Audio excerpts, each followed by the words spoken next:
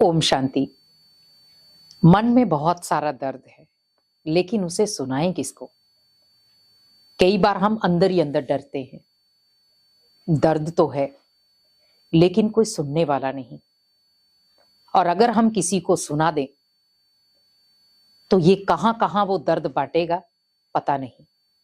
और लोग आकर के मेरा फायदा उठाएंगे या मेरे इस दर्द पर हंसी करेंगे। मुझे वो भी नहीं करना। अब हमें यहां पर यह देखना है कि मेरे जीवन का दर्द है, मेरे जीवन का संघर्ष है, मेरे जीवन में लाइफ में चुनौतियां आ रही हैं। अगर मेरे जीवन में ये दर्द है, मेरे जीवन में ये परेशानियां हैं, मुझे क्या करना चाहिए? परेशानियों का हल इंसानों से ले या परेशानियों के लिए कैसे निकलना है उसकी गाइडेंस भगवान से ले। कई बार कहते हैं भगवान नजर नहीं आते, लेकिन हम कहते हैं कि भगवान नजर नहीं आते पर अपना कार्य वो बखूबी करना जानते हैं।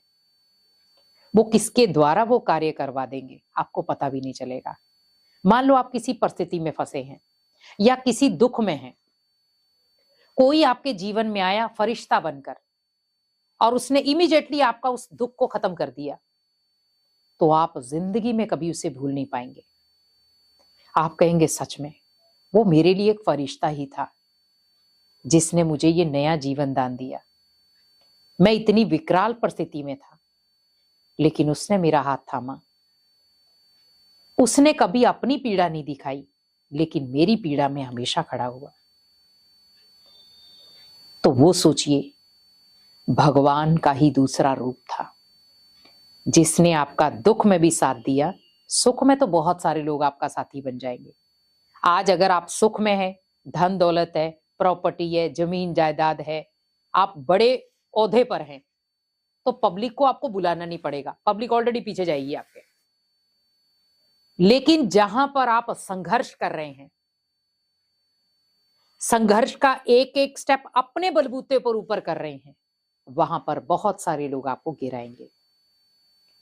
क्योंकि जब आप एक टॉप क्लास पे बैठे होते हैं तो आपको किसी को बुलाने की जरूरत नहीं पड़ती, लेकिन जब आप एक सीढ़ी पर चढ़ते हैं स्टेप बाय स्टेप, तो वहां पर आप सोचो कि हमें सांस भी फूलती है, थकावट भी होती है, परेशानियां भी आती हैं, दुख चिंताएं भी होती हैं। तो ये जीवन का एक एक स्टेप है जो हमें बहुत कुछ सिखा रहा है। लेकिन अगर मैं सीढ़ी चढ़ते चौथी सीढ़ी पे जाकर खड़ा हो जाऊं कि मैं कुछ नहीं कर सकता, मैं थक गया हूं, हार गया हूं, तो हम हार मान लेंगे और स्टेप बाय स्टेप नीचे आ जाएंगे। लेकिन अगर व्यक्ति ये ठान ले कि नहीं, मुझे इसी परिस्थिति के साथ आगे बढ़ना है और एक दिन अपना इतिहास अपने हाथों से लिखना है। आज अगर मैं दुख में हूं तो क्या हो गया? दुख दर्द मिटाने वाला भी तो है मेरे साथ। अगर मैं दुख में हूं तो मेरे जीवन में मलहम लगाने वाला भी तो है। तो वो कौन है? वो अदृश्य शक्ति, वो सुप्रीम सोल जो मेरे जीवन में हमेशा मेरे अंग संग रहा। क्योंकि जब भगवान की उस अनोखी शक्ति को अपने अंदर आप महसूस करेंगे, तो ही आप भगवान से कनेक्ट हो पाएंगे प्रॉपर। क्योंकि आज व्यक्ति ऊंचाइयों पे तो जा रहा है, धन के आधार पर, पोजीशन के आधार पर, गलत चीजें करके भी जा रहा है, लेकिन जो अच्छा इंसान होगा उसे बहुत मेहनत करनी पड़ेगी, क्योंकि उसके पास डबल फेस नहीं है। आज बहुत सारे लोग डबल फेस से अपना कार्य कर लेते हैं और वो आगे बढ़ रहे हैं। बहुत सारे लोग कहते हैं कि ये बैकग्राउंड में तो ऐसा है, फ्रंट में ऐसा है, पर फिर भी भगवान उसको आगे बढ़ा रहा है। वो आगे भगवान इसीलिए उसे बढ़ा रहा है ताकि वो जितना जितना ऊपर चढ़ता जाएगा, गलतियां करता जाएगा और पाप का भागीदार बनता जाएगा। लेकिन जब वो अगले बर्थ में आएगा, वहीं डाउन। इस बर्थ में उसके बैकग्राउंड के पूर्व जन्म उसे आगे लेकर जा रहे हैं, लेकिन जो इस जन्म में वो कमा रहा है, भले वो पाप कर्म है या पुण्य कर्म, वो अगले जन्म में उसके खाते में काउंट हो गए। तो अगला जन्म जरूरी नहीं है कि वो वैसा ही होगा, अगले जन्म में वो नीचे भी आ सकता है।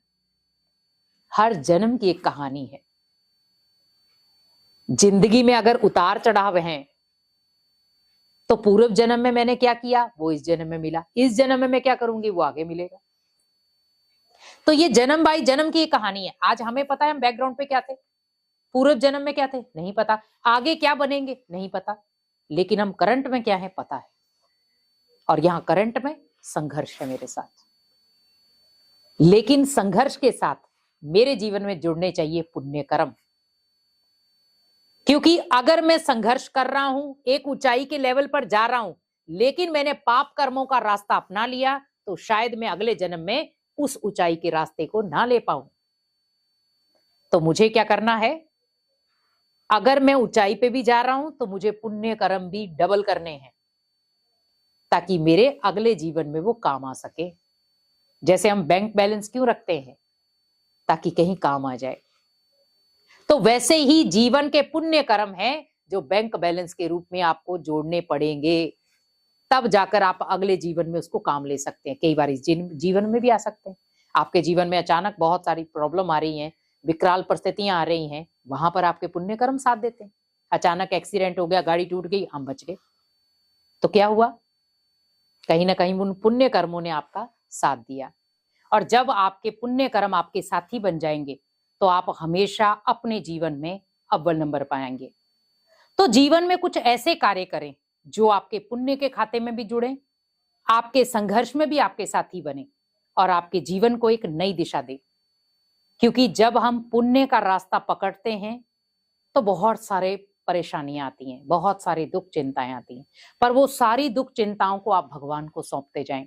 क्योंकि जब आप पुण्य कर्म करते जाएंगे तो ऑलरेडी आपका कनेक्शन भगवान से जुड़ता जाएगा, लेकिन जब आप पाप कर्म करते हैं तो आपका कनेक्शन इंसानों से जुड़ता है। आप कई बार देखना, जब आप कोई पाप कर्म करते हैं तो आपका इंसानों की तरफ ध्यान ज्यादा होगा, लेकिन जब आप पुण्य कर्म करेंगे तो आपका भगवान से कनेक्शन ज्यादा होगा।